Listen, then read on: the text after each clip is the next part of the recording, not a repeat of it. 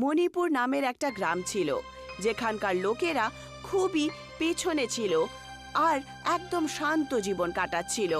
যদি কারোর বাড়িতে সাইকেল চলে আসে তাহলে তারা পুরো গ্রামকে আমন্ত্রণ জানাতো।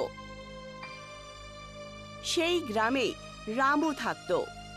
রামু গ্রামে ছোট্ট মোটো কাজ করে নিজের পরিবার চালাতো। কখনো প্রধানের বাড়িতে কাজ করত, কখনো লাকড়ি কাটার কাজ করত, আর ওগুলো বিক্রি করে একটু টাকা রোজগার করত। জঙ্গলে কাঠ কাটাটা তো এখন খুব কঠিন হয়ে দাঁড়িয়েছে। জানি না কোন জানোয়ার কখন সামনে চলে আসবে, সবসময় ভয়ে থাকি আমি। রামু কিছু লাকড়ি কেটে সেগুলো বিক্রি করতে বাজারে চলে যায়। আরে এসো রামু এসো, আমি তো তোমার জন্যই অপেক্ষা করছিলাম বটে। আমার অপেক্ষা? সেটা কেন করছিলে? কি হয়েছে বলো তো? এই কার্ডগুলো নাও আর আমাকে পয়সা দিয়ে আমাকে ছাড়ো তো বাবা। আরে প্রধান মশাই তোমাকে ওনার বাড়িতে কাজ করার জন্য ডাকছে, বুঝলে তো? আর বলছিল যে পুরনো হিসাব সবকিছু মিটিয়ে দেবেন উনি। কি বলছো তুমি? তুমি এই কার্ডগুলোকে ওজন করে নাও আর আজকের হিসাবটা করে দাও। আমি প্রধান মশাইয়ের বাড়িতে এক্ষুনি চলে যাচ্ছি। রামু সেই লাকড়িওয়ালার থেকে কিছু টাকা নিয়ে নেয় আর প্রধানের বাড়িতে কাজ আর পয়সার লোভে চলে যায়। তক্ষুনি প্রধান নিজের মুন্সির সাথে কথা বলছিল। এই গ্রামের লোকজনের গোলাম করা খুব সহজ, বুঝলে? কি করতে হবে? ওদেরকে সবসময় অসুবিধে ফেলে দিতে হবে। ওদেরকে খুশিতে থাকতে দিলে চলবে না, কারণ ওরা যদি খুশিতে থাকে তাহলে আর কিসের গোলাম হলো? আরে গোলাম তো সেই হতে পারে যে বিষণ্ণতায় থাকে, যে দুঃখী থাকে। একদম ঠিক কথা বলেছেন প্রধান মশাই আপনি। সেই জন্যই তো আপনার সামনে বেশিরভাগ চাকর টাকর তো পোপো করে ঘুরে বেড়ায়। ওদের সবার কথা দূরে দাঁড়িয়ে থাকা রামু খুব মন দিয়ে শুনে নেয় আর মনে মনে ভাবতে শুরু করে। এদের মনের মধ্যে কত পাপ ঢুকে রয়েছে। সমস্ত গ্রামকে এত গোলাম ভাবেও। এর কাছে যদি কেউ সাহায্য চাইতে আসে তাহলে সে তো একটা মূর্খ হবে, তাই না? রামু প্রধানের কাছে গিয়ে বলে ওঠে, দেশ তো কবে স্বাধীন হয়ে গেছে প্রধান মশাই, তবে আপনাদের মতন প্রধান আর মুন্সিরাই যে গোলামি আর এরকম নোংরা জঘন্য চিন্তাধারা রাখে, যে গরিব মানুষকে গোলাম মনে করে, সাধারণ মানুষকে মূর্খ আর সৎ মানুষকে বোকা, তাই না? তোমার মাথা ঠিক আছে তো রামু? এসব কি বলছো? তোমার এত সাহস যে তুমি এই সব কিছু আমার সামনে দাঁড়িয়ে বলছো? বড় মুখে ছোট কথা প্রধান মশাই। যাই হোক, আপনি বলুন, আপনি আমায় খোঁজ করছিলেন তাই না? বাজারে কোনো কাজ ছিল? আজকে আমার ছেলের জন্মদিন। যাও যাও গিয়ে একটা প্যান্ডেল তৈরি করো আর গ্রামের সবাইকে বলে দাও যে আজকে আমার বাড়িতে ভোজ দেওয়া হবে, ঠিক আছে? আর তার সাথে যে হালুয়াই আসতে চলেছে তাতে সাহায্য করো তুমি। আগে প্রধান মশাই, আর আগের মাসেও তো একটা পয়সা বাকি রয়েছে তাই না? তার একটু খেয়াল রাখবেন, ঠিক আছে? তোমার হিসেব আমি একটু পরেই দিয়ে দিচ্ছি, ঠিক আছে? আগে গিয়ে সমস্ত কাজ করে নাও। আমন্ত্রণের পুরো তৈয়ারি যেন রামুর হাতেই ছিল। সে গ্রামের প্রত্যেক বাড়িতে আমন্ত্রণ দেওয়া থেকে সমস্ত কাজ করে নেয়। এসো সবাই পেট ভরে খেয়ে নাও। খাবার খুব সুস্বাদু হয়েছে বটে। খাবারে অনেক কিছু শক্তি রয়েছে। নিজের নিজের ওজন বাড়িয়ে চলে যাও। সত্যি খুব ভালো ব্যবস্থা করেছে বটে। দারুণ লাগলো খাবারগুলো খেয়ে, কিন্তু যেখানে রামুর হাত একবার লেগে যায় সেখানে এমনই মজা হয়, তাই না? ঠিক বলেছো তুমি। রামুর হাতে যেন জাদু রয়েছে। যেই খাবারই তৈরি হয় সেটা রামুর হাত দিতেই খাবার খুবই সুস্বাদু আর ভালো হয়ে যায়। পুরো গ্রাম খুব ভালো করে আমন্ত্রণে খাবার খায় আর সবাই রামুর খুব প্রশংসা করে।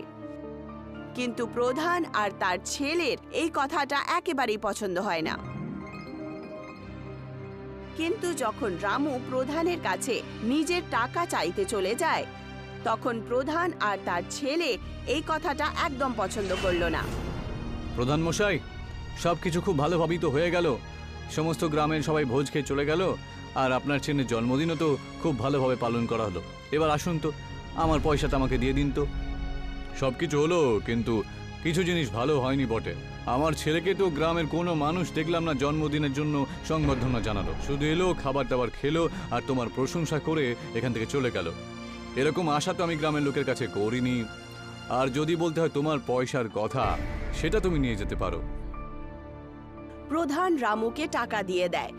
রামু ওখান থেকে চলে যায়। মালিক, এটা কি বলুন তো? রামুকে ওর পয়সা আপনি এইভাবে কি করে দিয়ে দিলেন? এটা তো খুবই অন্যায়। সে নিয়ে তুমি চিন্তা করো না। আমি রামুর পেছনে দুজন গুন্ডা লাগিয়ে দিয়েছি বটে। যেই ও জঙ্গলের রাস্তা ধরে বাড়ির জন্য রওনা দেবে না, ওরা দুজন শক্ত করে পাকড়াও করে ধরে রামুর সব পয়সা কেড়ে নেবে। এই চল চল চল, পয়সা বের কর, পয়সা বের কর। পয়সা বের কর, না হলে তোকে শেষ করে দেব। পয়সা বের কর। ওই দুজন গুন্ডাকে দেখে রামু প্রচন্ড ভয় পেয়ে যায়। আগে এই নিন পয়সা, নিয়ে নাও, পয়সা নিয়ে নাও, আর এখান থেকে চলে যাও। আর দয়া করে তোমরা আমায় কিছু করো না। যেই মাত্র গুন্ডারা চলে যায়, রামু প্রচন্ড কাঁদতে শুরু করে। হ্যাঁ ঈশ্বর, আমি কি ক্ষতি করেছি তোমার? আমার পরিবার কতদিন হয়ে গেল খায়নি, শুধু এই আশাতে যে আমি কিছু পয়সা রোজগার করে তাদের পেটটা ভরে দেব। আমি তো বেশি কিছু চাইও নি তোমার থেকে, যে আমার থেকে এত অন্যায় করাচ্ছেন আপনি।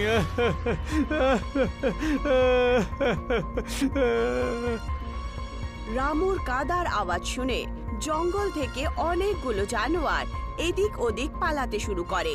ওদের মধ্যে থেকে একটা খরগোশ রামুর সামনে আহত অবস্থায় চলে আসে। আরে এটা আবার কি?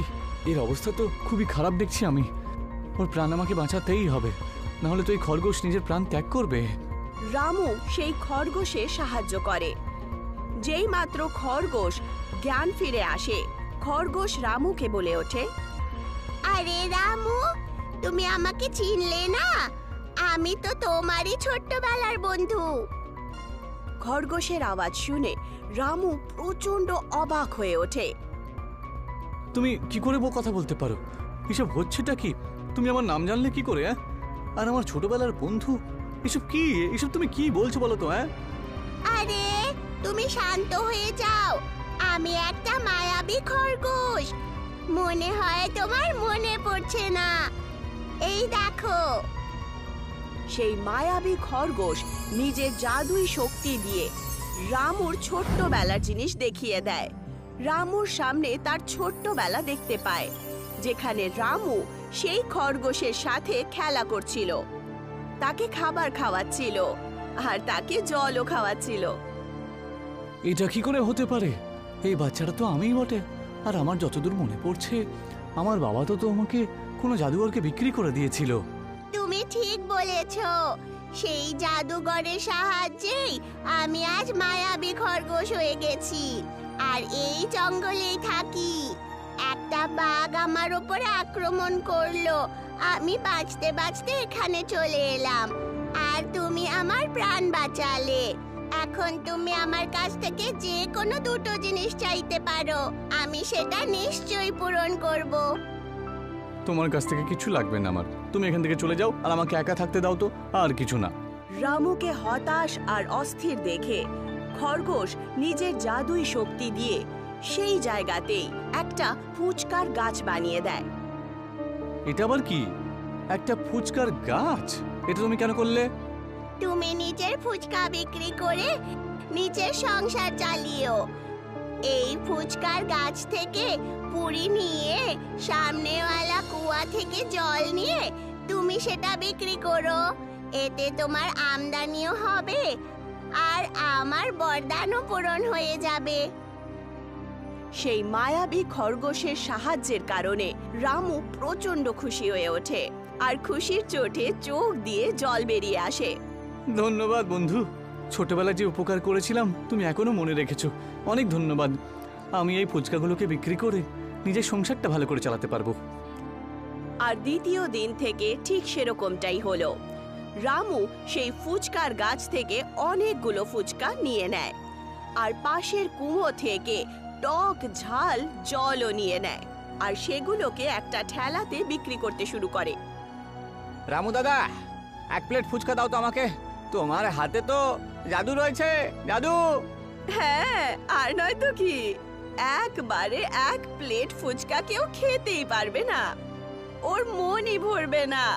কমপক্ষে 3 প্লেট ফুচকা তো তাকে খেতেই হবে। আরে এ তো সামান্য তোমাদের ভালোবাসা, বুঝলে? আরে আমরা তো শুনেছি যে তুমি তোমার বাড়ি ঠিকঠাক করে নিয়েছো, একদম খুব ভালো কথা, বুঝলে তো? তোমার সংসার এখন খুব ভালোভাবে আর বাড়িটাও বেশ সুন্দর হয়ে গেছে, বুঝলে তো?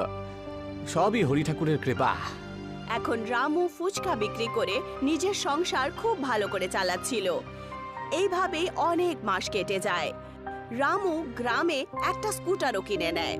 সেই স্কুটারের মধ্যে ফুচকা রেখে রামু আর রামুর স্ত্রী সন্ধ্যা দুজনই গ্রামে গ্রামে গিয়ে ফুচকা বিক্রি করার কাজ শুরু করে। এই কথাটা প্রধানের মোটেই পছন্দ হলো না। এই রামুকে একবার দেখো, কালকে একটু ব্যবসা শুরু করেছে আর হঠাৎ করে এত পয়সাওয়ালা হয়ে গেল যে যে গ্রামে একটা সাইকেল ছিল না সেই গ্রামে রামু স্কুটিতে করে ফুচকা বিক্রি করছে। যদি এইভাবেই চলতে থাকে তাহলে মালিক রামু কয়েক মাসের মধ্যেই তো আপনার থেকে বেশি বড় লোক হয়ে যাবে গিয়ে, আর বেশি সম্মানও পাবে না। তুমি শুধু ওর প্রশংসাই করতে থাকবে নাকি কোনো উপায়ও বলবে আমাকে, যাতে আমি রামুর ব্যবসাটাকে বন্ধ করতে পারি? হ্যাঁ, আরে একটা উপায় রয়েছে বটে। আপনার কি মনে পড়ে আপনার সেই পোষ্য গুন্ডাগুলো ওদেরকে বলে দিয়ে ওর স্কুটি ফুচকা পুরি ভেঙে দিয়ে আপনি আপনার হিসেবটা ঠিক করে নিতে পারেন, তাই না? যাই বলো না মুন্সি, তুমি কিন্তু সত্যিই শয়তান। এইভাবেই চলতে থাকো, আর এবারে আমিও যাব, বুঝলে? ওর স্কুটি ফুচকা ভাঙা হচ্ছে দেখতে। প্রধান আর মুন্সি রামুর বাড়ির কাছে চলে যায় আর গাছের আড়ালে লুকিয়ে ওই গুন্ডাদের কাজকর্ম দেখতে শুরু করেন। যেভাবে গুন্ডারা স্কুটি পানিপুরির গাড়ি ভেঙে দেয়, প্রধান আর মুন্সি প্রচন্ড খুশি হয়ে ওঠেন। কেমন লাগলো বেটা এবার তোমার? কিন্তু এতে ওর খুব বেশি ক্ষতি হবে না, বুঝলে? আরে আমি তো দেখেছি মালিক, যে স্কুটি নিয়ে রামু সবসময় একটা গাছের কাছে যেত, বুঝলেন তো, আর সেখান থেকে স্কুটি ফুচকা নিয়ে বেরিয়ে পড়তো। আমার মনে হচ্ছে ওই জঙ্গলে গেছি একবার, ওই জায়গাটা দেখা উচিত। এটা তুমি আমাকে আগে কেন বলনি? হ্যাঁ, তুমি একটু বেশি করে পেট্রোল নিয়ে নাও, ঠিক আছে? পুরো জঙ্গলটাকে জ্বালিয়ে পুড়ে ছারখার করে দেবো। সাপও মরবে আর লাঠিও ভাঙবে না। হ্যাঁ। প্রধান আর তাদের গুন্ডারা অনেকগুলো পেট্রোল নিয়ে নেয় আর সেই ফুচকার গাছের কাছে চলে যায়। আর ওখানে গিয়ে দেখতে পান যে ফুচকার গাছ রয়েছে, যেখান থেকে রামু পুরি নিয়ে নিত। আচ্ছা, তাহলে এটা হলো আসল ব্যাপার। এবার আমি বুঝতে পেরেছি সবকিছু। এই সমস্ত গাছগুলোকে পেট্রোল ঢেলে পুড়িয়ে দাও তো দেখি। আর সেরকমটাই হলো। প্রধান পুরো জঙ্গলে আগুন লাগিয়ে দেন, কিন্তু একটাও গাছ পুড়ল না। প্রধান, মুন্সি আর দুটো গুন্ডা প্রচন্ড অবাক হয়ে ওঠে। তক্ষুনি প্রধানের একটা লোক দৌড়তে দৌড়তে প্রধানের কাছে এসে বলতে শুরু করে, প্রধান মশাই, আপনার ফ্যাক্টরিতে আর আপনার বাড়িতে আগুন লেগে গিয়েছে, আর তার উপর আবার আপনার সমস্ত গাড়িগুলোর মধ্যে কেউ ভেঙে দিয়েছে বটে। জানি না কে করলো এইসব। না না, এটা হতে পারে না। এসব তুমি কি কথা বলছো? হ্যাঁ, প্রধান নিজের বাড়িতে গিয়ে দেখে যে তার বাড়ি আর তার ফ্যাক্টরি দুটোই আগুনে পুড়ছিল, যেটা দেখে সে অবাক হয়ে যায় আর জোরে জোরে কাঁদতে শুরু করে। তক্ষুনি ওখানে সমস্ত গ্রামবাসীরা জমা হয়ে যায়, আর তার মধ্যে রামুও ছিল, যাকে দেখে প্রধান লজ্জা ফিল করতে শুরু করে। আমায় ক্ষমা করে দে রামু, এই সব কিছু আমারই কর্মের ফল রে।